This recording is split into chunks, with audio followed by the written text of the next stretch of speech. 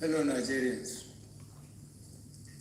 it has become necessary for me to address you, having heard from many concerned Nigerians and having concluded a meeting with all the security chiefs. I must warn those who have hijacked and misdirected the initial, genuine and well-intended protest of some of our youth in parts of the country against the excesses of some members of the now disbanded Special Anti-Robbery Squad, SARS.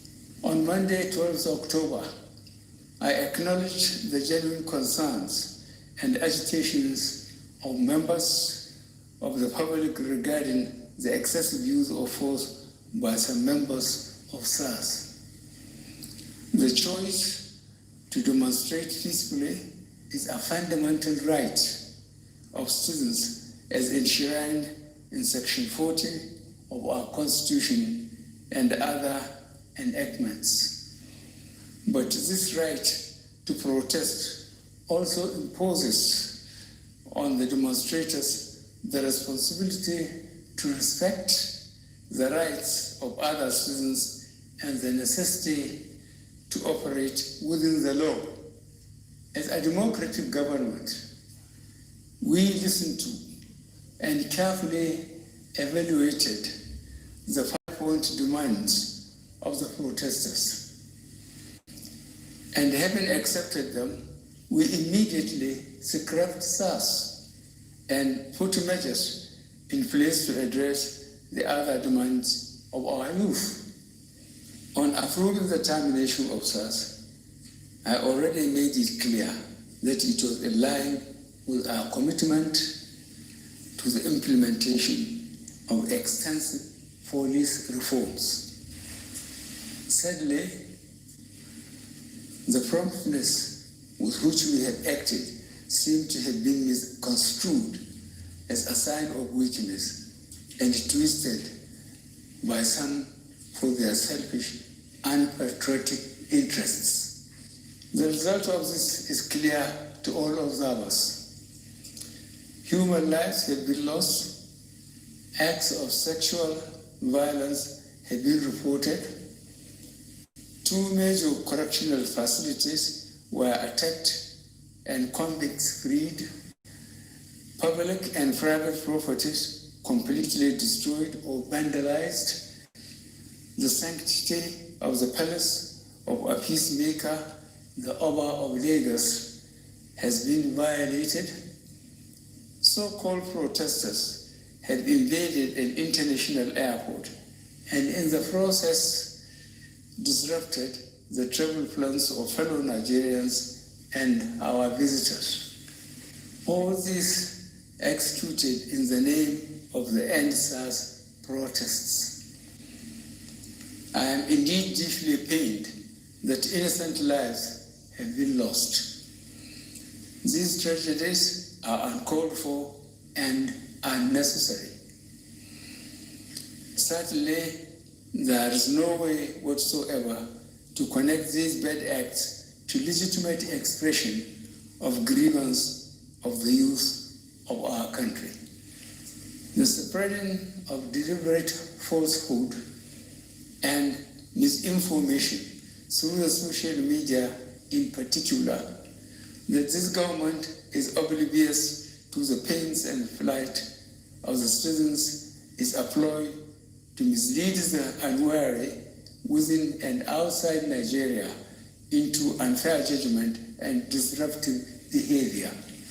On the contrary, both our deeds and words have shown how committed this administration has been to the well-being and welfare of citizens, even with the steadily dwindling revenues and the added responsibilities and restrictions due to the coronavirus pandemic. Government has put in place measures and initiatives principally targeted at youth, women, and the most vulnerable groups in our society. These included our broad plan to lift 100 million Nigerians out of poverty in the next 10 years. The creation of 75 billion Naira National Youth Investment Fund to provide opportunities for the youth and the micro, small, and medium enterprises survival fund, through which government is A, paying 3 months' salaries of the staff of the 100,000 micro, small, and medium enterprises. B, paying for the registration of 250,000 businesses at the Corporate Affairs Commission. C, giving a grant of 30,000 Naira to 100,000 artisans. And D, guaranteeing market for the products of traders. These are in addition to many other initiatives, such as A, farmer money, B, trader money, C, market money, D, N-Power, E, N-Tech, and F, N-Agro. No Nigerian government in the past has methodically and seriously approached poverty alleviation like we have done. With regards to the welfare of police personnel, the National Salaries, Income and Wages Commission has been directed to expedite action on the finalization of the new salary structure of the members of the police force. The emoluments of other paramilitary services are also being reviewed upwards. In order to underscore the importance of education in preparing youth for the future, this administration has come up with a new salary structure and other incentives for our teachers. Let me at this point reaffirm the federal government's commitment to preserving the unity of this country. We will continue to improve good governance and our democratic process, including through sustained engagement. We shall continue to ensure that liberty and freedom, as well as the fundamental rights of all citizens, are protected. But remember that government also has the obligation to protect lives and properties, as well as the right of citizens to go about their daily businesses freely and protected from acts of violence.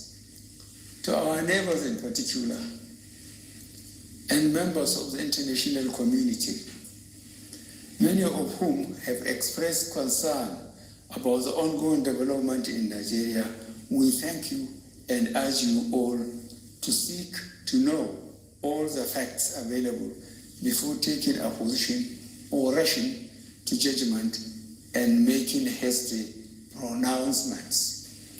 In the circumstances, I would like to appeal to protesters to note and take advantage of the various well-thought-out initiatives of this administration designed to make their lives better and more meaningful, and resist the temptation of being used by some subversive elements to cause chaos with the aim of truncating our nascent democracy.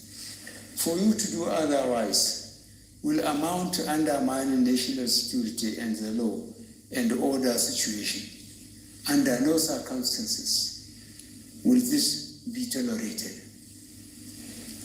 I therefore call on our youth to discontinue the street protests and constructively engage government in finding solutions. Your voice has been heard, loud and clear, and we are responding. And I call on all Nigerians to go about their normal businesses and to enjoin security agencies to protect lives and properties of all law-abiding citizens without doing harm to those they are meant to protect. Let me pay tribute to officers of the Nigeria Police Force who have tragically lost their lives in the line of duty. I would like to thank those state governors, traditional and religious leaders who have appealed for calm and restraint. I also thank youth leaders who have restrained their followers from taking the law into their hands. This government respects and will continue to respect all the democratic rights and civil liberties of the people, but it will not allow anybody or groups to disrupt the peace of our nation. Thank you all. God bless the Federal Republic of Nigeria.